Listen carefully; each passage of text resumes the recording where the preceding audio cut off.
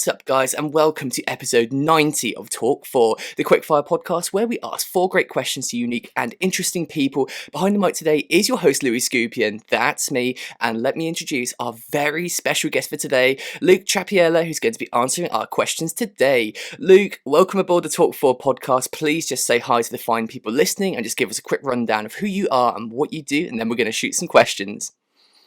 Hi, thanks for having me. So I'm a RedBull pilot. I fly also commercially.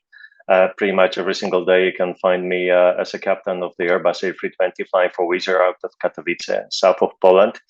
And doing that, I'm very privileged to also be called RedBull athlete, and I'm doing a lot of amazing events with RedBull. You probably heard of me as a guy who landed on Burj Al Arab hotel in March this year. Previously, I flew under the bridges of Warsaw, landed on a wooden pier in Poland, and had a really fun chasing skydivers with Maja Kuczynska. That's amazing. Yeah, so obviously we kind of got this podcast going at quite short notice today, and I was at work this morning, and I said to one of my friends, I said, oh my God, I've got a guy coming on the podcast this afternoon. They were like, oh, that's amazing. Who is it? I said, have you seen that guy who landed the RedBull plane on the helicopter pad? And they were like, yeah. I was like, yeah, that guy. And they were like, oh my God, so it's so cool to have you here, Luke. Man, Let's start off with the backstory. How about that then? So I just find it so interesting hearing how people got into this kind of an industry in this sort of unique role and setting. So walk me through the backstory. Just how did you get into aviation? What was your career path like to get to where you are now? Yeah, well, basically a long story. Everything started for me when I was 6. My dad took me to our local air show. I saw an aerobatic display there. I totally fell in love with flying. I told my dad I'm going to be aerobatic ace one day. And since then, 35 years later, I'm still trying to make myself the best pilot I can be. I started later with models, then gliders. When I was 19, I totally ran out of money. I had to move from Poland to England. I started working as a babysitter because I didn't have a working visa. Funny story, 19-year-old guy being a babysitter, and when the kids were at school, I was running to the local airport just to do odd jobs, with the engineering, and that's how I paid for my PPL. And then I stayed in UK for about 8 years, where I was doing lots of different jobs, working in aircraft sales, part sales, and the company actually that I was working for, the job was commission based, so I was pretty good at sales. I can talk well to customers, and after some time, I managed to get enough money to fund my aerobatic rating. As soon as I finished PPL, the first hour after my private pilot license, it was already our aerobatic flight in a pits. I was so eager to fly aerobatics, and I've been basically trying to fly aerobatics with different teams and fly as much as I can until I got my commercial job with Wizz Air, like 8 years later, and that's when I came back to Poland, joined the Polish Natioanal Aerobatic team, and started bothering people at RedBull AirRace, like, hey guys, what do I do to become one of the RedBull AirRace pilots? And I've been writing to them for quite some time, trying to get an answer. And when I finally got a list back from the RedBull AirRace people, one of the top steps on the list was to be top 50% pilots at the World Aerobatic Championships. So I was quite far away from that when I got the list.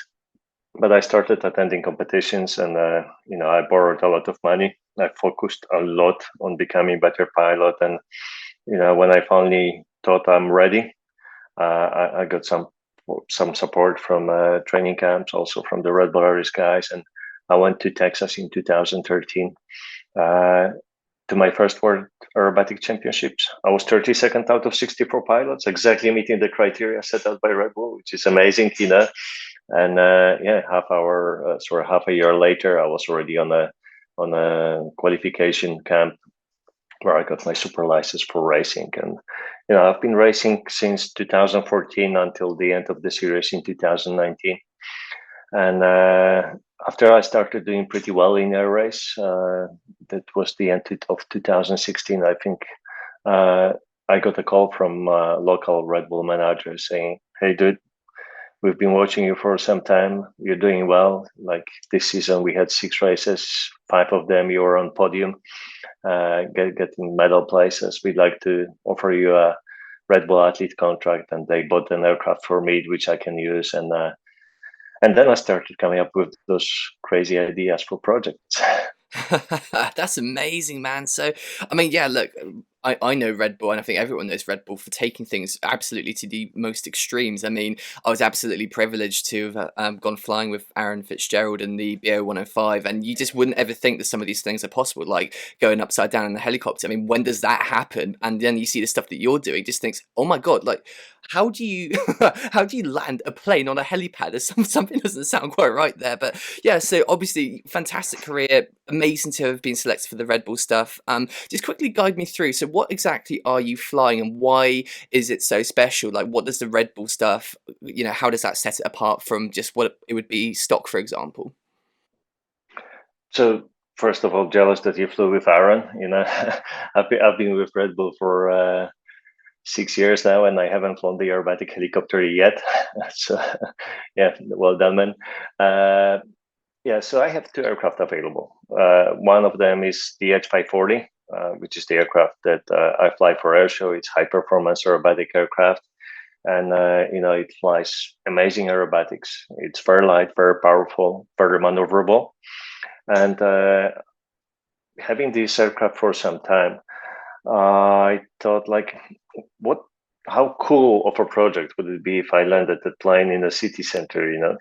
And I started going around different Polish cities and started looking for a nice place to land.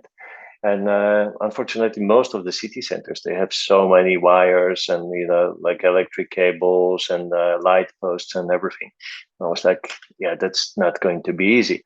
And then we have this very famous wooden pier in Poland, and I thought, probably I could land there, but it was too short for the H540. And a friend of mine who was a dealer for Cup Crafters, he told me, I have a demo aircraft that you can borrow if you like.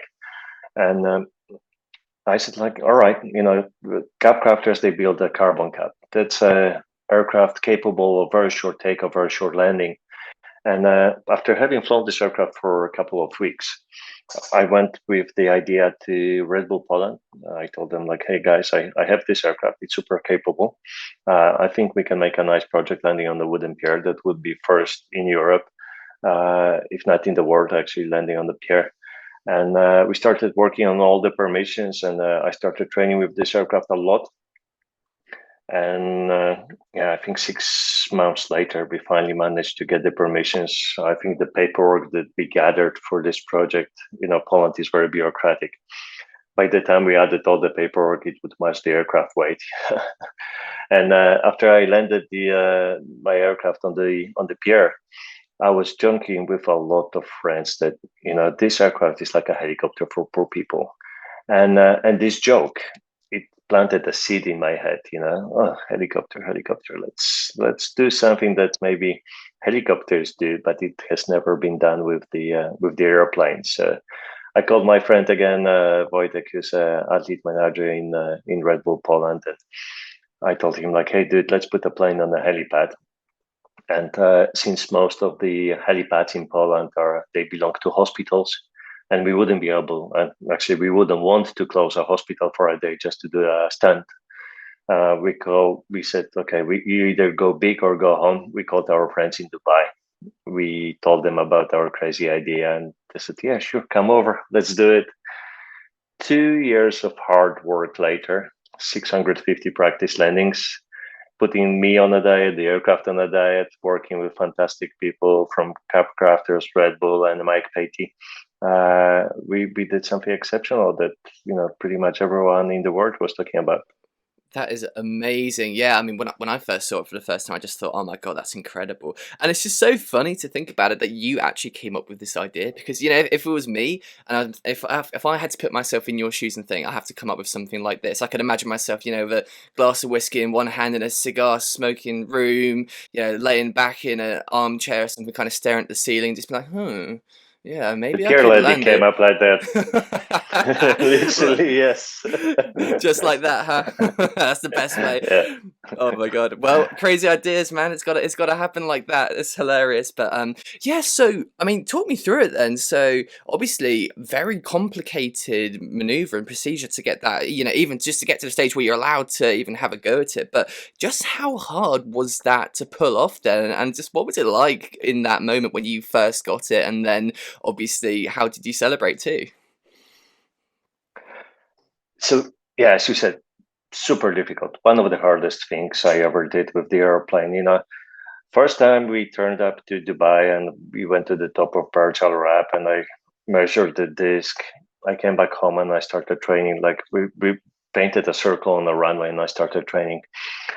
At the beginning, we had between 10 and 20% succession rate of the landings, but I knew if we are successful with this amount, then we can improve on it a lot. So we called the guys at Capcrafters. We told them, hey, listen, you have a fantastic platform. You have an aircraft that's very capable. Can we make it even safer for this project? And when they told us they are good friends with Mike Patey, who I knew from YouTube, I've been watching his channel for years before I knew that we are on a good path to making the aircraft much better, much safer for what we want to do. So Mike took an old carbon cap SS and started modifying it. And then we focused on training with my cap at home and also getting permissions. And as you can imagine, Burj Al Arab is the only 7-star hotel in the world. It's a national treasure of Dubai. And coming to those guys and telling them, hey, we want to put aircraft with 60 liters of fuel, highly flammable, on top of your helipad. It took some convincing. And but yeah, everyone was so friendly. I have to say that Dubai Civil Aviation Authority, we had the massive support from them. The hotel management was fantastic. Whatever we needed, like we had to cover the nettings. Like if you go out of the helicopter and you fall out of the helipad, there was like a safety netting to protect people from falling to their death. We had to cover it because if I was coming short or long, the aircraft would just flip on its back. And I can talk about this project for for hours and hours. I don't think we have this much time. So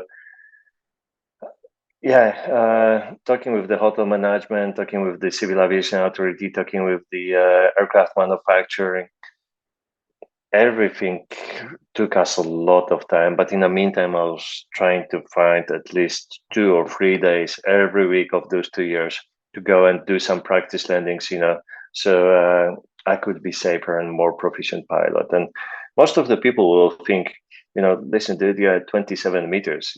I saw aircraft landing on YouTube in the distance of 3 or 4 meters. And I said, yeah, for sure. And they do it with 30 knots of wind. I can do it with 30 knots of wind. I can land almost vertically. The challenge there was that we didn't allow ourselves to fly in a wind more of 10 knots. Anything above 10 knots, the aircraft was almost unflyable. The wake turbulence coming off the edges of the helipad was creating massive turbulence that would overpower the aircraft controls. The other thing is something I didn't think about when I came up with this project is like if you're coming to land on the airport, you can see your height very, very clearly on every approach. You know that you are 200 feet in the air, 150, 30, 20, boom, there's your touchdown zone. This helipad was 600 feet in the air. And as you approach, there's like massive, like a well beneath you. 600 feet, there's nothing, boom, the helipad where you have to land, So having no depth perception has been really difficult and a big challenge for me, because to land short, the approach angle is very crucial. And if you don't see the angle that you're coming in, you don't have a short landing or short. But yeah, in the end, we managed to pull off successful project. And when I landed and I started hugging the people from the team, a lot of knees, they went soft and people like started falling away from my arms and a lot of tears and yeah, big explosion of happiness. Oh man, dude, you're just so cool. I mean, what is it like to wake up in the morning and be like, oh my God, I'm me? Because, dude, you're just epic. It's so amazing. Usually I wake up and I think, what to do next? It's true. What next cool thing I can do? Well, that's the thing then. So obviously, you're so well known for that stunt, but I'm just wondering, is there anything else that you've done before that's ever kind of come close to that, or even cooler than that? And also, do you have any idea like where you can go from this? Like, is there anything that you've kind of thought about? Maybe it could be possible in the future for the next big thing. Yeah, I'm most well known for Bullseye landing. That's the piece that put me on the map, especially in US. But I'm very proud of being RedBull AirRace pilot. I could never afford to race in the master class, the famous guy with the famous guys, because you have to buy an aircraft and maintain it yourself. So I was always racing in like a Formula 2 in the Challenger class. And I've been doing very well in that. In actually 2018, I won the Challenger class. I got like a world championship in the lower class, and I'm super proud of that. RedBull AirRace has been the sport of my dreams. So to win the Challenger class cap, I think that's one of my biggest achievements. And then after that, I would put the Bullseye landing. But yeah, I flew under bridges on the National Flag Day in Poland, and I do have ideas for the next three projects. One of them may be happening actually in the next few weeks, weather dependent. So hopefully until the end of November, you will see the next project I've been working on. Then another big one beginning of 25. And I hope, a dream of mine when it comes to project, I hope we can plan it for 26. So yeah, the head is full of ideas and some really cool ideas. I think the big one, the one for 26, will be even bigger than the Bullseye landing. So Wow. yeah, it's I'm really looking forward to what the future brings. I can imagine. I mean, yeah, if you can top that with anything, then I think you're doing pretty well. But right, so I'm a bit of a G junkie. I'm gonna be honest. I love aviation. I love this stuff. I've gone to about 6.5 before, but just talk me through this then. So when you're doing an air race, how many G's are you pulling? Like, I mean, it just looks insane. So yeah, talk me through kind of like typical sort of G force resistance and what you're pulling in that thing. Yeah, the vitamin G is very addictive. Yeah, for sure. And flying aerobatics, we fly in the range of 18 Gs. There's no other sport that has a range of 18 Gs because in the air show I can go from -8 to +10. So -8 it hurts like hell. But in a way, it's quite nice as well. And then you go to +10, and then you have to fight the G with like tensing your leg muscles and making your abdomen as small as possible, trying to do the hookah maneuver to keep the blood flowing to your brain, not to pass out. See, it's just thinking about the G. I got a G dog there talking to you. So. That's great. Yeah, it's a hard work. In the air race, we were flying up to 10. Anything above 12 was a disqualification. I did get disqualified on my first race, 2019, for going over 12 Gs. It happened in a split second.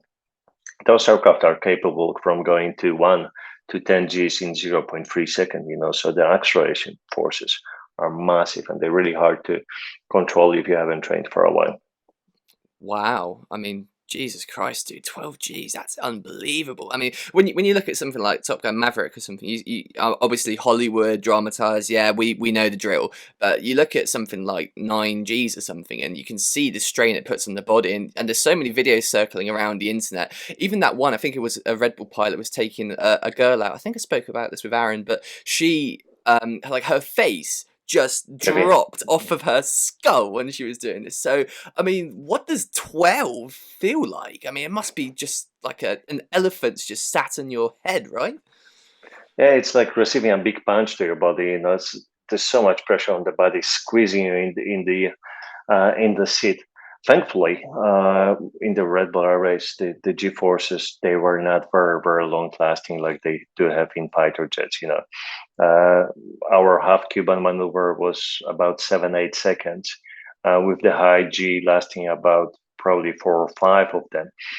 So, 12G for 4 or 5 seconds, it's a lot, I wouldn't say easier, but I think a lot more manageable than 9G in the F-18 for 30 seconds. The sustained G is the one that gets you, the one where you really have to fight hard to keep the blood in the head. So even though the jet fighters, they have less Gs, they have them for much longer, and I wouldn't discount them at all. Sure, man. Well, so obviously, every aircraft is different. It's all got its own set of pros and cons and everything. But just out of interest, then, so you've obviously flown quite a bit. What is your kind of like your favorite aircraft, if you will, to kind of perform an aerobatic maneuver in, and why? What is like the top one? And is there anything that you would like to fly that you haven't yet? I think my favorite is the H540. It's so light and so powerful, at 540 kilos with 350 horsepower. The aircraft is like a rocket. It's a dream to fly. And the V2s that we were flying in the Challenger class, they were super nice airplanes. I enjoy flying extra from the older aerobatic aircrafts, Lean 50, Czech built aircraft. It was such a pleasure to fly. It was built out of aluminium, so it was giving a pilot a lot of notice, a lot of warnings that this stall is coming, and it was super safe. It was basically like a 1960s Cadillac, just riding around the sky, soft and fluffy. When it comes to a dream aircraft, I would love to go for Warbirds one day. P-51 Corsair. That's definitely on the list. Fantastic. Well, hopefully, I'm sure you'll get to do it one day. But okay, last question. Obviously, listening to your backstory, man. Really, really inspiring. And something I noticed there was that you really put all your eggs into this basket in a sense. And just want to ask for the last question then. So for any young or aspiring listeners who are, tuned in that want to go down potentially a path in aviation or aerobatics or just extreme sport, what would your advice be to them? And are there any kind of things that you wish you knew earlier going into this industry? And do you really have to kind of do what you did and just go all in to make it work? Going all in definitely helps, but yeah, for sure, if you want to go into professional sport or into aviation, it takes a lot of time and it takes a lot of sacrifices. Once you have a dream somewhere on the horizon, do anything to achieve it. Take small steps. Don't give up if you fail. I'm coming from a family that couldn't afford my plane ticket when I was moving to London. I went by bus for 26 hours because the airline ticket was too much. You know, so yeah, I'm coming from zero, and then I became a hero, and it's all by my own merit. I've put a lot of hard work. There've been years where I was working 14-hour days, 7 days a week, and it was hard. Yeah, of course it was hard, but I didn't give up because I had a very nice and very precise goal at the end of the road that I wanted to reach. So I think I'm a perfect example that if you really, really want something, you can achieve it. And yeah, guys, don't give up. It's worth it. Absolutely.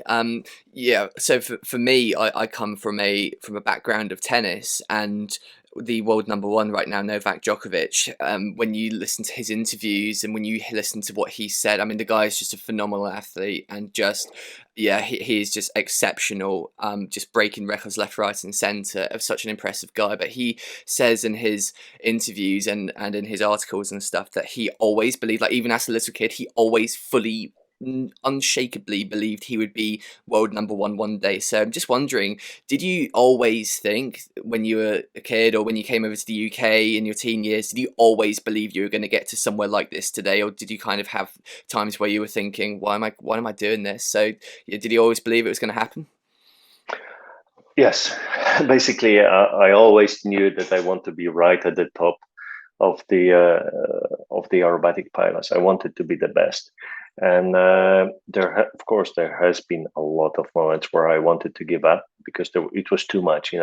How many years can you not go on holidays and work 14-hour days and eat pizza because you are too tired to work to cook something when you came back from work? Life isn't easy, and but I think when you believe something really hard, it drives you, and that's gonna keep you going despite all the obstacles that people might be throwing at you. Absolutely. Well, I think that you're truly a testament to follow your passion and just always believe, and you're going to make it work. And if you can do something that you're passionate about, what's that quote? I think they say, yeah, if you do what you love every day, if what you're working on is what you're most passionate about, then you're never going to work a day in your life, pretty much. And that's the truth. I mean, look at what you get to do. It It's is. just it's a beautiful thing. It's so exciting. So I guess the last thing I just have to ask you now really is, if someone wants to go and see you do some crazy stuff, do you have any kind of events coming up, or where can we go and find really cool stuff on you? Absolutely. So check out my social media. I'll be announcing the calendar for next year pretty soon. The calendar is filling up very, very quickly. We do have some projects coming up that are secret, so you'll see them on my Instagram, Luke.Czepiela, which is Czepiela, and the Facebook the same. And on my website, czepiela.com, I'll be posting a calendar very shortly. So yeah, follow me, guys, and I hope I'll have a chance to meet a lot of you at the air shows here in Europe and the US as well next year. That's brilliant. Actually, yeah, just on that subject, whereabouts are you kind of based? If someone's kind of thinking they would like to go and see something, are there any sort of events that you would say must be on the bucket list for someone who's looking to get into this? And where do you typically fly, would you say? So most of my air shows apply in Europe, in Poland actually. So I'm all over Poland, like Antidotum, Leszno, Świdnik. Oh God, there's a lot of air shows coming up next year. I hope to do quite a few air shows in UAE next year, Dubai, Saudi Arabia. Look out for me there. And in US, for sure, I'll be at Oshkosh, probably Valdez, High Sierra flying. So most of the stall events, I'll be presenting the Little Beast, the aircraft from Cap Crafters that I flew to the top of Perch Wrap. I'm doing a beautiful aerobatic routine that's very flowy. It's not aggressive at all, and it's right in front of the people because the aircraft is so slow. So yeah, look out for me for the air shows on the US market as well.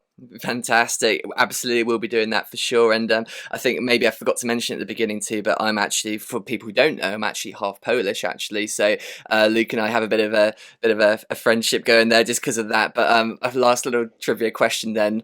What is your favourite Polish home food? Mine is pierogi. My dad loves it. He's probably frying some up right now. So what's your favourite Polish food, man? Yeah, I love pierogi, but I'm heavily into soups. So I love żurek, which my mom is actually cooking now. My parents came to see me for a couple of days from Sweden. They live in Sweden, so my mom is cooking żurek, and yeah, probably some sauerkraut stuff, you know. Nice stuff. Oh man, well, I'll tell you what, absolute pleasure to have spoken to you today. This has been a great podcast, and honestly, yeah, dude, just thank you so much for joining me today for the Talk4 podcast. Honestly, like I said, absolute pleasure to have had you on the show today, and I really hope I get to see you flying around doing some crazy stuff in the hopefully near future. Thanks for having me, Louis. Absolute pleasure, Luke. And yeah, guys, thank you for listening. This has been episode 90. Oh my God, I can't believe we're at 90 now. We're really closing in on 100. So cool. Guys, if you'd like to listen to the past episodes, go and have a look at the channel. Really good ones back there. We've got Miles Dasher from RedBull Airforce 2. We've got Aaron Fitzgerald. Loads of cool people. So if you're into the RedBull stuff, go and check them out. Loads to go and do and catch up on if you're new.